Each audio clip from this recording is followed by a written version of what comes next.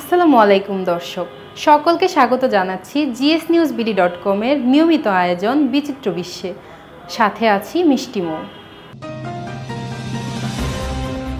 কোনো মূল্যবান জিনিস চুরি হওয়ার পর চোর ধরতে পারলে মানুষ তাকে পুলিশে দেয়, আবার মানুষ নিজেকে অধিকার বঞ্চিত মনে করলেও দোষীর বিরুদ্ধে আইনি সহায়তা চায়।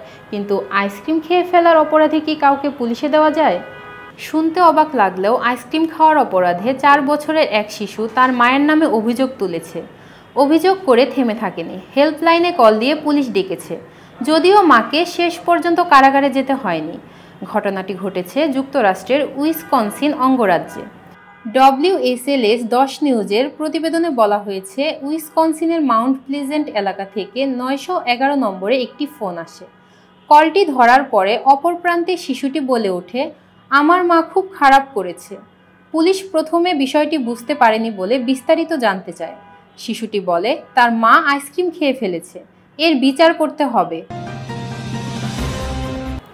মূলা, শসা, গাজর এগুলোকে আমরা সবজি হিসেবে চিনি, কিন্তু বিশ্বের 11 জন বাদকের একটি দল আছে, যে দলটি দ্য ভেজিটেবল অর্কেস্ট্রা নামে পরিচিত।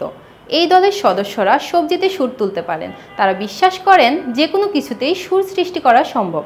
তাদের বাদ্যযন্ত্রের তালিকায় রয়েছে মূলা, গাজর, শসা, বেগুন, কুমড়ার মতো সবজি। দ্য ভেজিটেবল অর্কেস্ট্রা দলটি গঠিত হয় 1998 সালে অস্ট্রিয়ার ভিয়েনায়। গণমাধ্যমের তথ্য, এই বাদক দলটি এ পর্যন্ত 344টি কনসার্টে তাদের বিশেষভাবে তৈরি বাদ্যযন্ত্র বাজিয়েছে। ভেজিটেবল অর্কেস্ট্রার ওয়েবসাইটের তথ্য, এই দলটি বিশ্বাস করে যে তারা যে ধ্বনি তৈরি করতে পারে সেই ধ্বনি অন্য কোনো বাদ্যযন্ত্র দিয়ে করা সম্ভব নয়।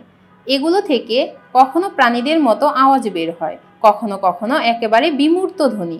বাদক দলটি প্রতিনিয়ত নতুন নতুন বাদ্যযন্ত্র তৈরি করে যাচ্ছে এবং তাদের নতুন সব বাদ্যযন্ত্র তৈরির জন্য সবসময় প্রস্তুত থাকতে হয়, কারণ মঞ্চে তাদের অনুষ্ঠান চলাকালে সবজি ভেঙে যেতে পারে বা শুকিয়ে যেতে পারে। কনসার্ট শেষে দলটি দর্শকদের সবজির স্যুপ খেতে দেয়। বাদ্যযন্ত্র তৈরি করতে গিয়ে যেসব সবজি বেঁচে যায় সেগুলো দিয়েই তারা ওই স্যুপ তৈরি করে। সৌদি আরব তৈরি করছে নেওম নামের স্মার্ট সিটি। এটি এমন একটি শহর হতে চলেছে যেটি হবে পুরোপুরি কার্বন মুক্ত। সর্বাধুনিক সুযোগ সুবিধা সহ 10 লাখ মানুষ এই শহরে বসবাস করতে পারবে বলে মনে করছেন বিশেষজ্ঞরা। বিশ্বের সব কেন্দ্রেই বিশাল নগর কেন্দ্রিক বসতি গড়ে উঠছে। লাখ লাখ মানুষ সেখানে বসবাস করছেন। কয়েক দশক আগের তুলনায় এমন বসতির আয়োজন আগের চেয়ে 3 গুণ বড় হয়ে উঠেছে। বিশেষ করে এশিয়া মহাদেশে এমন মেগাসিটির সংখ্যা বেড়েই চলেছে, সেই সঙ্গে সমস্যাও বাড়ছে।